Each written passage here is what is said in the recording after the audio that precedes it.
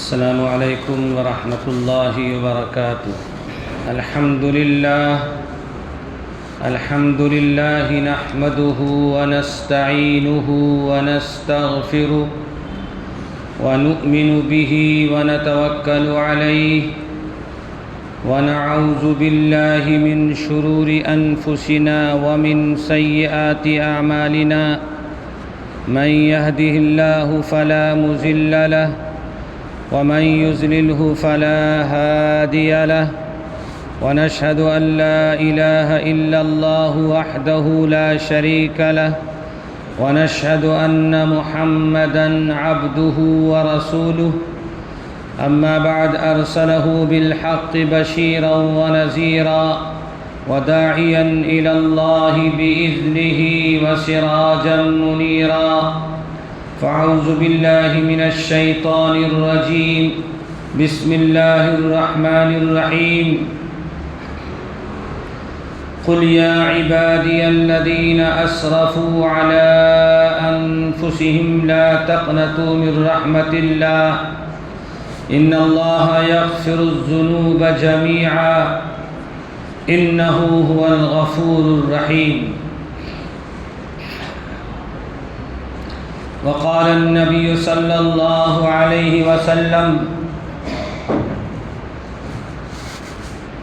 من شذ شذ في النار أو كما قال عليه الصلاة والسلام۔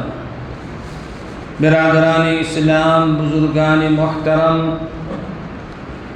امت کے غیور نوجوانوں، تمام تر حمد و ثنا اور خوبیاں اس خالق و مالک کے لیے جس نے ہمیں اور آپ کو ایمان کی عظیم ترین نعمت عطا فرمائی،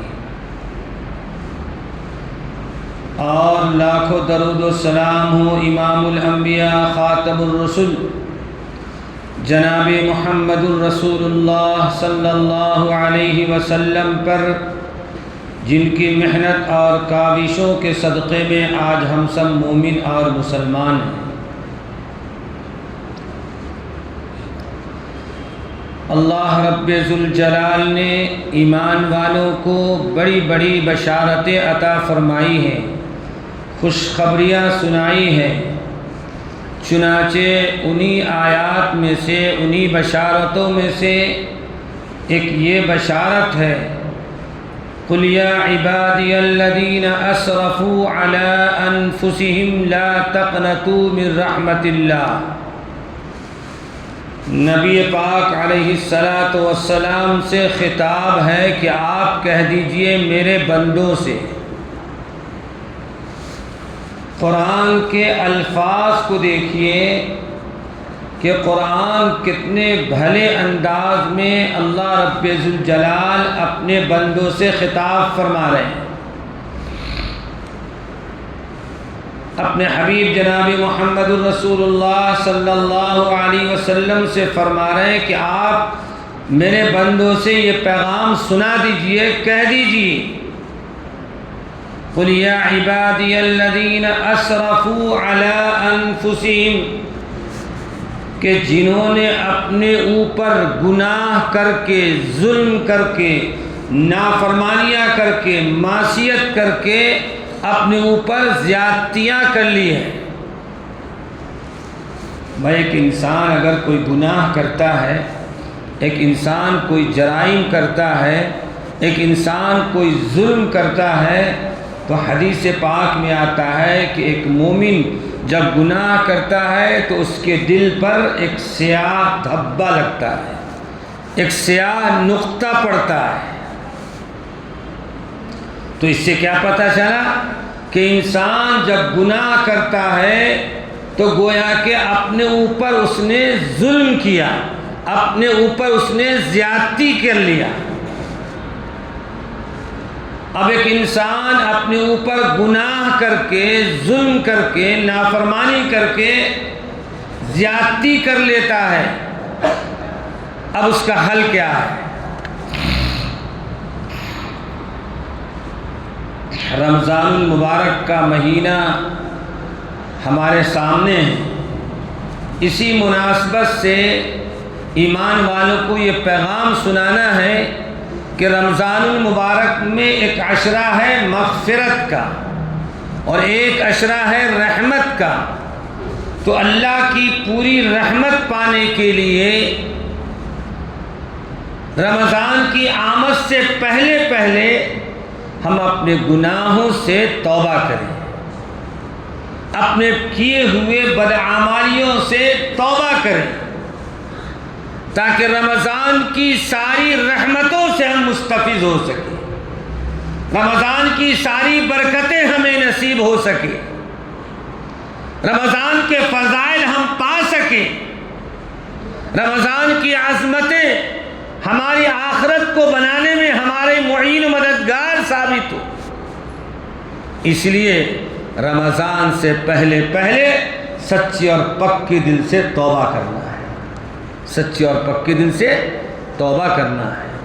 اسی لیے اللہ کے نبی جناب رسول اللہ صلی اللہ علیہ وسلم سے خطاب فرما کر اللہ رب ذوالجلال فرما رہے ہیں قل یا عبادی الذین اسرفوا علی انفسہم، کہ نبی پاک صلی اللہ علیہ وسلم آپ میرے ان بندوں سے کہہ دیجئے جنہوں نے اپنے اوپر زیادتیاں کر لی ہے گناہ کر کے، لا تقنطوا من رحمت اللہ، یہ پیغام سنا دیجئے، گناہ کر لیا، نافرمانیاں کر لیا، ظلم کر لیا، لیکن نا امید اپنے رب کی رحمت سے نہیں ہونا.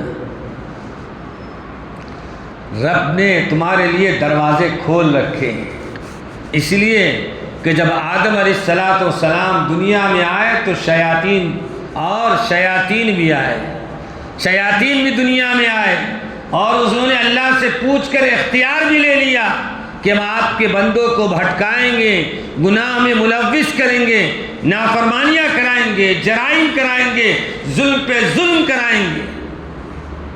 اس لیے شیطان ہمارے اوپر مسلط ہے گناہ کرانے کے لیے. دنیا میں صرف ایک جماعت ہے جو گناہ نہیں کرتی، دنیا میں بس ایک جماعت ہے جس سے گناہ کا تصور نہیں ہے، وہ جماعت ہے انبیاء علیہ السلام کی جماعت. وہ جماعت ہے انبیاء علیہ السلام کی جماعت جن سے گناہ نہیں ہوتا. انسان سے گناہ ہونا لازمی ہے، شیطان لگا ہوا ہے،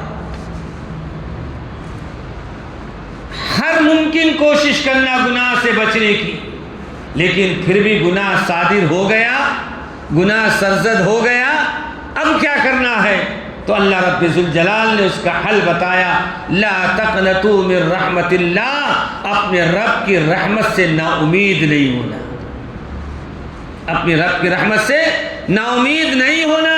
اپنی آخری سانس تک اللہ کے نبی جناب رسول اللہ صلی اللہ علیہ وسلم نے ارشاد فرمایا کہ انسان جب غرغرے کی حالت میں آ جاتی ہے اور جب کہ اس کی روح نکلنے سے پہلے اس کی سانس اکھڑ جاتی ہے، اس سے پہلے جب توبہ کرتا ہے تب بھی اللہ اس کی توبہ کو قبول فرما لیتا ہے، تب بھی اس کی توبہ کو اتنی مدت تک اللہ نے اتنا وقت دیا کہ تمہارا آخری موقع ہے، اب سانس جانے والی ہے، اس سے پہلے بھی اپنے رب کے سامنے توبہ کرو گے، تیرا پروردگار تیری توبہ کو قبول کر لے گا اور تیرے جرائم اور گناہ کو معاف فرما دے گا.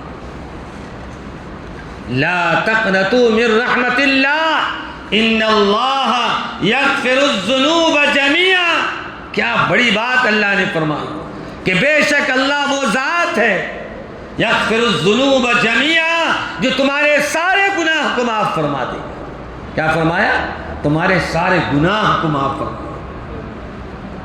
انہ هو الغفور الرحیم، اس کی شان ہے مغفرت کرنا، اس کی شان ہے درگزر کرنا، اس کی شان ہے پردہ پوشی کرنا.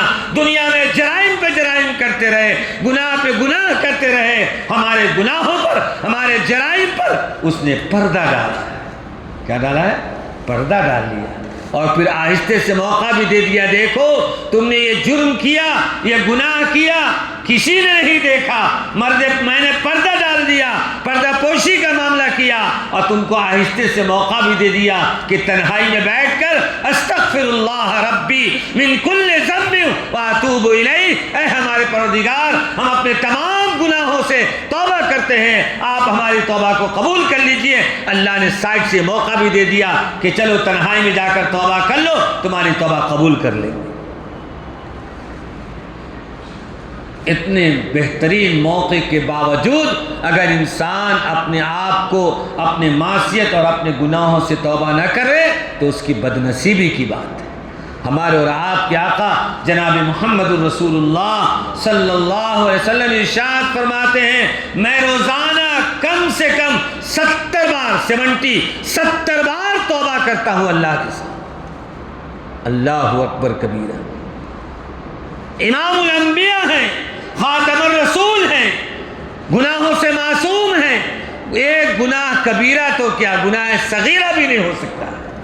اور تب کیا فرما رہے ہیں کہ 70 بار اللہ کے سامنے توبہ کرتا ہوں، کہیں ایسا نہ ہو کہ اللہ تعالیٰ کے حکم کے خلاف اولا کوئی کام صادر ہو جائے۔ یہ اس وقت کرنا تھا، اس کے بجائے اس وقت کر لیا۔ اتنا احتیاط انبیاء علیہ السلام نے برتا۔ ان اللہ یغفر الذنوب جمیعا انہ هو الغفور الرحیم۔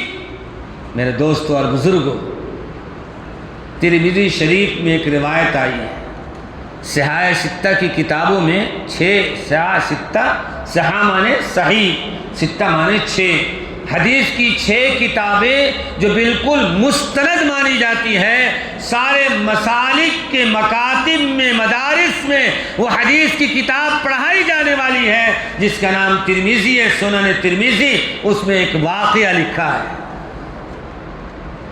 اللہ کے نبی جناب رسول اللہ صلی اللہ علیہ وسلم نے اس واقعے کو نقل فرمایا۔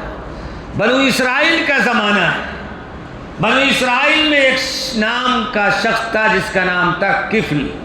کیا نام تھا؟ کفل۔ قفل کے معنی کیا ہے؟ تالا کے ہے نا، اور کفل اس شخص کا نام تھا۔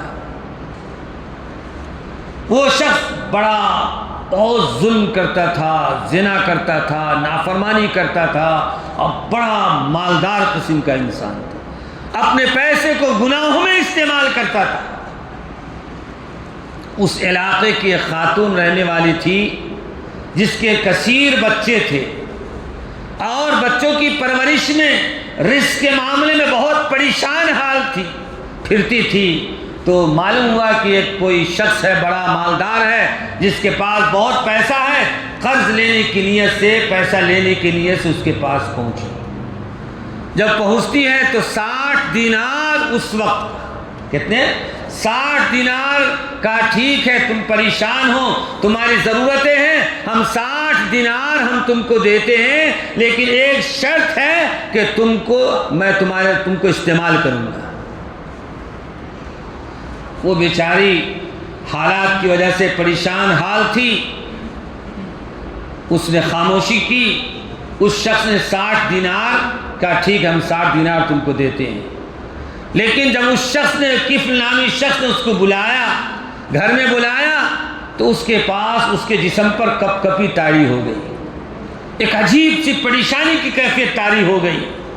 وہ کفل نامی شخص دیکھتا ہے، اور دیکھنے کے بعد اس کی حالت کو دیکھ کر کہتا ہے، میں نے تمہارے ساتھ ذاتی کا تو کوئی معاملہ نہیں کیا ہے، تم نے پیسہ مانگا، میں پیسہ دے رہا ہوں، یہ معاملہ کر رہا ہوں۔ کہا کہ ٹھیک ہے معاملہ کر رہے ہیں، میں اس سے نہیں ڈر رہا ہوں، میں تو اپنے رب سے ڈر رہی ہوں کہ میرے رب نے آج تک میں اپنی عزت و پاسبانی کی حفاظت کرتی رہی، اور آج میں ایسی مجبور ہو گئے پیسے کی بنیاد پر، جو میری عزت جانے کا اس وقت حالت آ گئی ہے، میں اپنے رب سے ڈر رہی ہوں۔ اللہ نے کس وقت کی کیا معاملہ اور کس کو نصیحت مل جاتی ہے۔ راوی لکھتے ہیں، روایت کرتے ہیں، اللہ کے نبی جناب رسول اللہ صلی اللہ علیہ وسلم ارشاد فرماتے ہیں، اس کی اس حالت کو دیکھ کر، اس جملے کو دیکھ کر کفل نے کہا، اندر گیا، اور اندر سے آنے کے بعد 60 دینار اس خاتون کے ہاتھ میں پکڑا دیا، اور کہا تو ایسے ہی چلی جا۔ کیا کہا؟ تو ایسے ہی چلی جا، اور پھر واپس جب گھر میں گیا تو اللہ کے سامنے توبہ کیا، اے اللہ وہ خاتون تیرے سے ڈر رہی ہے، توبہ کر رہی ہے کہ ہم نے کبھی گناہ نہیں کیا، ابھی گناہ کا موقع آ گیا اور میں تو بڑے بڑے جرائم اور بڑے بڑے گناہ روز کر رہے ہیں، اے اللہ ہم بھی توبہ کرتے ہیں گناہ سے۔ کیا کرتے ہیں؟ ہم بھی گناہ سے توبہ کرتے ہیں۔ راوی لکھتے ہیں کہ جب رات آتی ہے، رات میں وہ کفل نامی شخص سوتا ہے اور رات میں اس کا انتقال ہو جاتا ہے۔ کیا ہو جاتا ہے؟ رات میں ہی اس کا انتقال ہو جاتا ہے۔ اس کے دروازے پر لکھا، حدیث پاک میں آیا، لکھا ہوا ہے کہ اللہ تعالیٰ نے یہ کفل کے گناہوں کو معاف فرما دیا ہے۔ کیا فرمایا؟ اللہ تعالیٰ نے اس کفل نامی شخص کے گناہ کو معاف فرما دیا۔ حدیث پاک میں تشریح میں آتا ہے، اس لیے یہ جملہ اسی لیے اللہ نے فرمایا تاکہ آنے والے زمانے میں وہ تو چلا جائے گا کفل نامی شخص، لوگ اسے کہیں گے کہ یہ وہ شخص ہے جو گنہگار تھا، زناکار تھا، بدکار تھا، لوگ نہ جانے کیا کیا اس کو کہہ کر پکاریں گے جبکہ دنیا سے جا چلا ہوگا۔ اس لیے اللہ نے ظاہر کر دیا یہ کفل وہ شخص ہے جس کے گناہ کو اللہ نے معاف کر دیا ہے۔ میرے دوست بزرگوں، توبہ ایسی بڑی نعمت ہے، توبہ ایسی بڑی نعمت ہے۔ حدیث پاک میں آتا ہے، اللہ کے رسول جناب رسول اللہ صلی اللہ علیہ وسلم نے ارشاد فرمایا کہ جو شخص استغفار کا اہتمام کرتا ہے، استغفار کرنے کا، استغفار ہمیشہ کرتا ہے، لازمی طور پہ کرتا ہے، روزانہ کرتا ہے۔ اسی لیے ہمارے اکابرین علماء لکھتے ہیں کہ روزانہ اپنی زندگی میں کچھ معمول بناؤ، کچھ معمولات بناؤ۔ ہمارے پاس تو اتنا وقت ہے نہیں کہ بزرگوں کے ساتھ، بزرگوں کی مجلس میں جا کر بیٹھے اور ان سے کچھ سیکھیں، یہ تو ہمیں توفیق بھی نہیں ہے، موقع بھی نہیں ہے۔ تو اکابرین ہمارے علماء، ہمارے بڑے لکھتے ہیں کہ اپنی زندگی کے معمولات بناؤ، قرآن کی تلاوت کا اہتمام ہو اور کچھ تسبیحات پڑھو، ان میں کم سے کم روزانہ 100 بار درود شریف پڑھو، 100 بار استغفار پڑھو، 100 بار لا حول ولا قوت الا باللہ پڑھو۔ یہ جب معمولات میں داخل ہوگا تو اللہ تعالیٰ خود بخود تمہارے درجات کو بلند فرمائیں گے اور تمہارے گناہوں کو معاف فرما دیں گے۔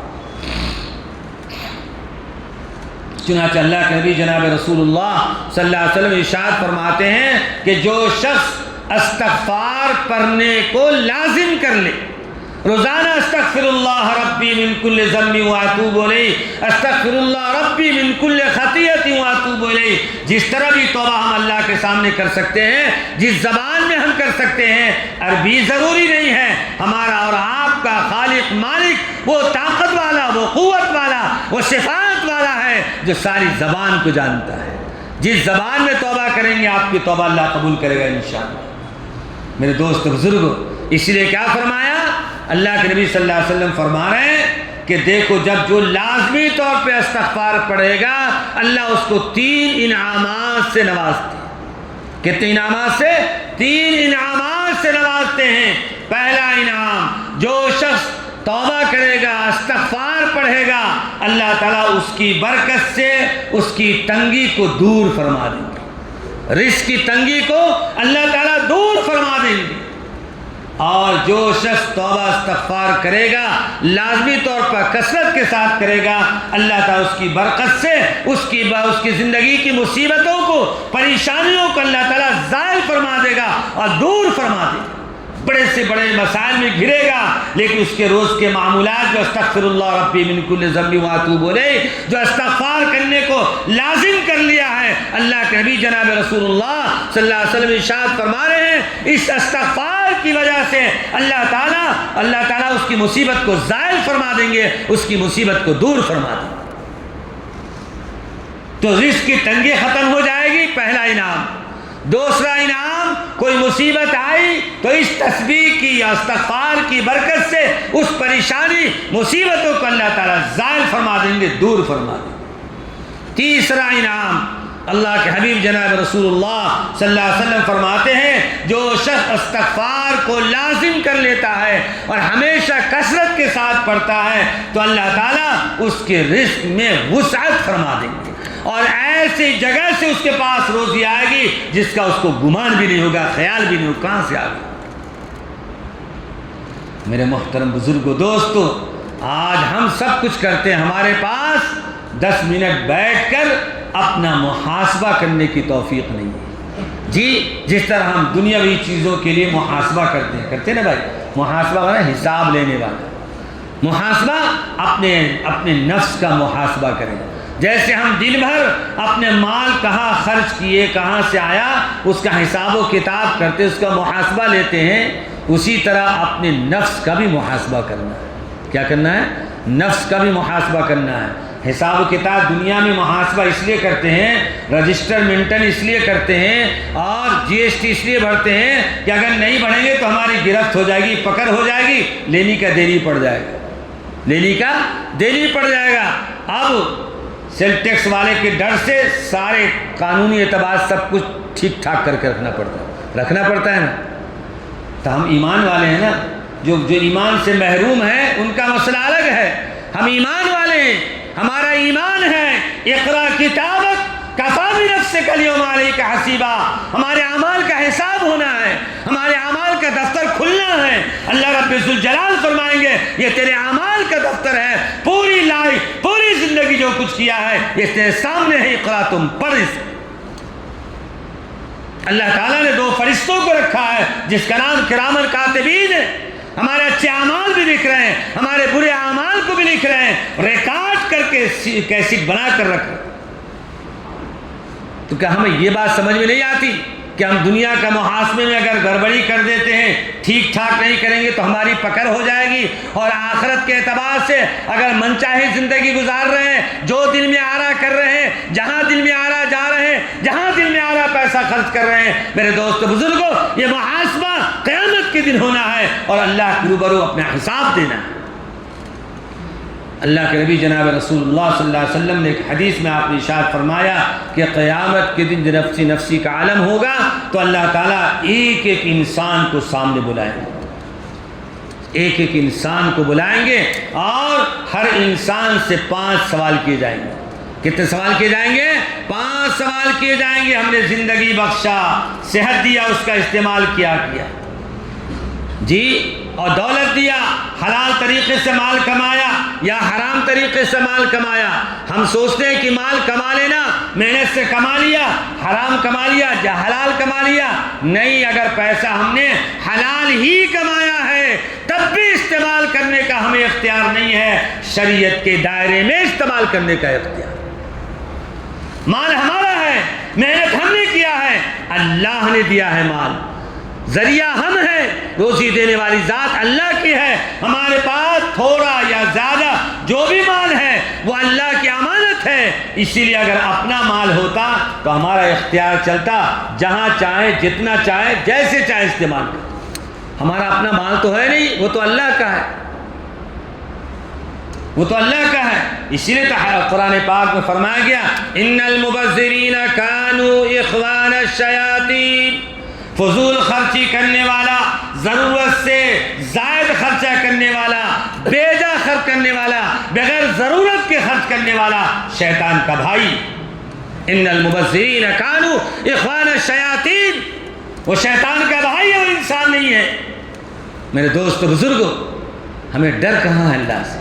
جو من میں آ رہا ہے، جتنا جہاں چاہ رہے مال خرچ کر رہے ہیں، سمجھتے کہ بس دماغ میں بس ایک بات ہے، میرا مال ہے، میں نے محنت سے کمایا ہے، میں جہاں چاہوں استعمال کروں۔ یہ دھوکہ ہے، دھوکہ۔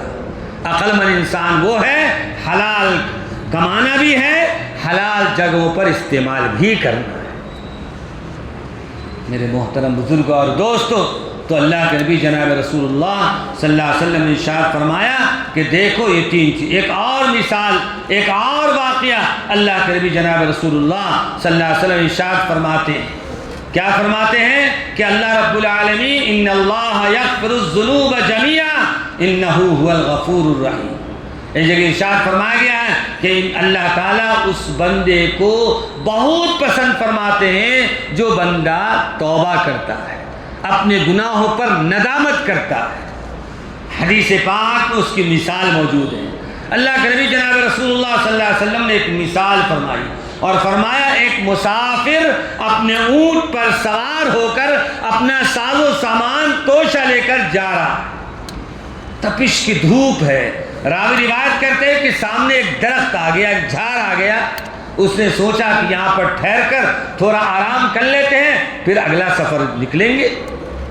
بس اپنے اونٹ کو وہیں ٹھہرا دیا اور اس کے بعد کچھ بچھا کر وہیں لیٹ گیا. اب لیٹنے کے بعد جیسے اس کی آنکھ لگ گئی, اونٹ وہاں سے نکل گیا. اونٹ وہاں سے بھٹکتا ہوا کہیں چلا گیا. اب اس شخص کی جب آنکھ کھلتی ہے, مسافر تو اتنا دیر سوتا نہیں, تھوڑی دیر سویا, آنکھ پھٹ سے کھل گئی, دیکھا تو اونٹ ہے ہی نہیں. اب اس کے اوپر جو مصیبت آئی ہوگی ہر آدمی محسوس کر لے. ایک آدمی میدان ہے, چٹیل میدان ہے, آبادی کا نام و نشان نہیں ہے, ایک جھاڑ کا جھاڑ اس کے نیچے وہ آرام کر رہا ہے, اور اس کا اونٹ وہاں سے غائب ہو گیا. اس کے کپڑے بھی اس پر ہے, اس کا توشہ بھی اس پر ہے, اس کے کھانے پینے کے پانی ساری چیزیں اس پر سوار ہیں, اور کچھ نہیں بچا, وہ لے کر چلا گیا. کتنا وہ پریشان ہوگا. صبح سے شام تک وہ اسی طرح پریشانی کے عالم میں رہا, اس امید پر کہ میرا اونٹ کہیں سے بھٹک کر پھر یہاں آ جائے. جب شام ہو جاتی ہے, راوی روایت کرتے ہیں اللہ کے نبی صلی اللہ علیہ وسلم نے ارشاد فرمایا کہ جب شام ہو جاتی ہے پھر وہ مایوس ہو کر لیٹ جاتا ہے. کیا ہو جاتا ہے؟ لیٹ جاتا ہے. پھر اس کی آنکھ لگ جاتی ہے, اور پھر اس ٹینشن میں تھوڑی دیر کے بعد آنکھ کھلتی ہے, اس کا اونٹ پورے ساز و سامان کے ساتھ نظر کے سامنے دیکھتا ہے. اللہ کے نبی جناب رسول اللہ صلی اللہ علیہ وسلم نے ارشاد فرمایا, ایک انسان سوچ سکتا ہے, محسوس کر سکتا ہے کہ اس شخص کی خوشی کا کیا عالم رہے گا. اللہ کے نبی جناب رسول اللہ صلی اللہ علیہ وسلم نے ارشاد فرمایا, جیسے اس اونٹ کے غائب ہونے کے بعد ملنے پر اس آدمی کو خوشی محسوس ہوتی ہے, اللہ تعالیٰ اس سے زیادہ اس بندے سے خوش ہوتے ہیں جو بندہ سچے دل سے اللہ کے سامنے توبہ کرتا ہے. کیا مثال ہے اللہ کے نبی صلی اللہ علیہ وسلم. میرے دوستو بزرگوں, حضرت لبابہ رضی اللہ تعالیٰ بڑے مشہور صحابی ہیں, جو حضرات حج اور عمرہ پہ گئے ہیں. ریاض الجنہ کے اندر چند ستون ہیں, ستون عائشہ ہے, ستون سریر ہے, ستون لبابہ بھی لکھا ہوا ہے, وہ صحابی کا نام لکھا ہے. قیامت تک وہ صحابی کا ایک عمل کی بنیاد پر وہاں نام لکھا ہوا ہے, ستون لبابہ. کیا ہے اس کی ہسٹری, تاریخ یہ ہے کہ تفصیل کا وقت نہیں ہے, صرف اشارہ کرتا ہوں. ایک معاملے میں انہوں نے اللہ کے نبی صلی اللہ علیہ وسلم سے خیانت کر دیا. کیا کر دیا؟ کچھ پوشیدہ راز کی بات تھی, دوسرے قبیلے سے جا کر بتا دیا, وہ جا کے خیانت کر لیا, گناہ کر لیا. اللہ کے نبی صلی اللہ علیہ وسلم کے پاس گئے تو اللہ کے نبی صلی اللہ علیہ وسلم کے پاس نہیں آئے, بس وہ معاملہ اللہ کی طرف حوالے کر دیا. اللہ کے نبی صلی اللہ علیہ وسلم فرمایا کہ یہ معاملہ اللہ کے حوالے ہے, اللہ تعالیٰ اس معاملے کا حل فرمائیں گے. چنانچہ حضرت لبابہ رضی اللہ تعالیٰ اپنے آپ کو آئے اور مسجد نبوی کے ستون پیلر سے اپنے آپ کو ہتھکڑی ڈال کر باندھ. راوی روایت کرتے ہیں کہ 6 دن 6 رات گزر گئے, نہ کھانا نہ پانی. قضائے حاجت کی ضرورت پڑتی تو ان کو کھولا جاتا, نماز کا وقت ہوتا نماز کے لیے ان کو کھولا جاتا, اس کے علاوہ ان کو اسی ہتھکڑی میں باندھے ہوئے تھے. کوئی زبردستی نہیں, اپنے آپ کو باندھ لیا, جب تک کہ میری توبہ کو اللہ قبول نہیں کریں گے اور جب تک کہ معافی کا اعلان نہیں ہوگا میں اسی حالت میں مر جاؤں گا, منظور ہے, لیکن میں اپنے آپ کو یہاں سے ہٹوں گا نہیں. 6واں دن جب ختم ہوتا ہے, 7واں دن رات آتی ہے, اللہ کے نبی صلی اللہ علیہ وسلم فجر کی نماز کے لیے اب حضرت ام سلمہ رضی اللہ تعالی عنہا کے گھر تھے اس وقت. اللہ کے نبی جیسے گھر سے نکل رہے ہیں قرآن پاک کی آیت نازل ہوئی, اور حضرت لبابہ رضی اللہ تعالی کی توبہ کو اللہ نے قبول کر لیا اور مغفرت کا اعلان فرما دیا. اللہ کے نبی صلی اللہ علیہ وسلم کے چہرے پر مسکراہٹ آ گئی. حضرت ام سلمہ رضی اللہ تعالیٰ عنہ پوچھ رہی ہیں, اللہ کے نبی آپ کا چہرہ حشاش بشاش ہو گیا, کیا ماجرا ہے؟ تو اللہ کے نبی نے فرمایا, ام سلمہ ابو لبابہ کی مغفرت کا اعلان ہو گیا. قرآن میں کیا فرمایا؟ ابو لبابہ کی مغفرت کا عرش پر اللہ نے اعلان کر دیا. جبرائیل امین قرآن کی آیت لے کر آ گئے, اور پورے مدینے میں چند منٹ میں پورے مسجد نبی میں لوگوں کو معلوم ہو گیا. حضرت لبابہ رضی اللہ تعالیٰ عنہ سے سب جا کر کہا اب تو نکل جاؤ، تمہاری توبہ قبول ہو گئی۔ کہا نہیں، میں اس وقت تک نہیں نکلوں گا اور یہاں سے ہٹوں گا، میرے آقا صلی اللہ علیہ وسلم خود آ کر ہتھکڑی کھولیں گے۔ اللہ کے نبی صلی اللہ علیہ وسلم نے اپنے ہاتھوں سے ہتھکڑی کھولا اور اس کے بعد اس آیت کو اللہ کے نبی صلی اللہ علیہ وسلم جو آپ کی مغفرت کا اعلان ہوا تھا، میرے دوستوں اور بزرگوں، تو جس مقام پر آپ کی توبہ قبول ہوئی تھی، جہاں پر قرآن کی آیت نازل ہوئی تھی، اسی مقام پر ایک ستون بنایا گیا، پیلر بنایا گیا ہے۔ اسی لیے اس پیلر کے سامنے اوپر لکھا ہوا ہے ستون لبابہ، یعنی وہاں پر جو شخص توبہ کرے گا ان کی توبہ انشاءاللہ قبول ہوگی۔ میرے دوست بزرگوں، یا ایھا الذین آمنوا توبوا الی اللہ توبۃ نصوحا، اے ایمان والو سچے اور پکے دل سے توبہ کرو۔ عسیٰ ربکم ان یغفرکم، فرمایا قریب ہے، امید ہے کہ تیرا پروردگار تیرے گناہ کو معاف فرما دے گا، تیری توبہ کو قبول فرما دے گا۔ میرے دوست بزرگوں، دن رات ہم جرائم کرتے ہیں، گناہ کرتے ہیں، معصیت کرتے ہیں، لوگوں کو ستاتے ہیں، ماں باپ کو ستاتے ہیں، نہ جانے کیا کیا حرکتیں کرتے ہیں۔ اگر وہ سب بولا جائے تو شرم سے ہماری نگاہیں جھک جائیں۔ اللہ تعالیٰ ایک لا تقنطوا قل یا عبادی الذین اسرفوا علی انفسہم لا تقنطوا من رحمت اللہ، اے نبی پاک صلی اللہ علیہ وسلم آپ میرے بندوں سے کہہ دیجئے کہ اللہ کی رحمت سے نا امید نہ ہو، نہیں ہو۔ تمہارے لیے ایک راستہ اللہ نے رکھا ہے، چاہے تم ہزار گناہ کر لیے ہو، سچے اور پکے دل سے توبہ کرو، اللہ تمہاری توبہ کو قبول کر لے گا۔ میرے دوست بزرگوں، توبہ کے لیے شرط یہ ہے جو گناہ کیے اس پر شرمندگی ہو اور آئندہ کبھی دوبارہ اس گناہ کے نہ کرنے کا عزم مصمم ہو، تو انشاءاللہ اللہ ہماری توبہ کو قبول فرمائے گا۔ اور معمول جیسا کہ بتایا گیا ہے، ایک معمول بنا لیجئے، روزانہ نہ زیادہ صحیح کم سے کم 100 بار استغفر اللہ ربی من کل ذنب واتوب الیہ، روزانہ استغفار پڑھیے۔ حدیث میں آتا ہے جو روزانہ استغفار کرتا ہے اللہ تعالیٰ اس کی زندگی کی ساری مصیبتوں کو زائل کر دیتے، اور اللہ تعالیٰ کے غصہ کے کم کرنے میں سب سے زیادہ مددگار استغفار ہے۔ جو جتنا استغفار کرے گا اللہ تعالیٰ اس بندے پر رحم فرمائیں گے، جیسے استغفار کرتا ہے اللہ کا غصہ رحم ہو جاتا ہے، رحم سے بدل جاتا ہے۔ اس لیے معمول بنا لیجئے کہ ہم گناہ کریں نہ کریں استغفر اللہ ربی من کل ذنب واتوب الیہ، یا اس طرح کی اور بھی جو استغفار ہیں اس کو کثرت کے ساتھ پڑھیے۔ اللہ سے دعا ہے ہم سب پکے اور سچے دل سے اللہ کے گھر میں توبہ کیجئے، اللہ ہم سب کی توبہ کو قبول فرمائے اور بچی ہوئی زندگیوں میں گناہ سے بچنے کی توفیق نصیب فرمائے۔ وآخر دعوانا ان الحمد للہ رب العالمین۔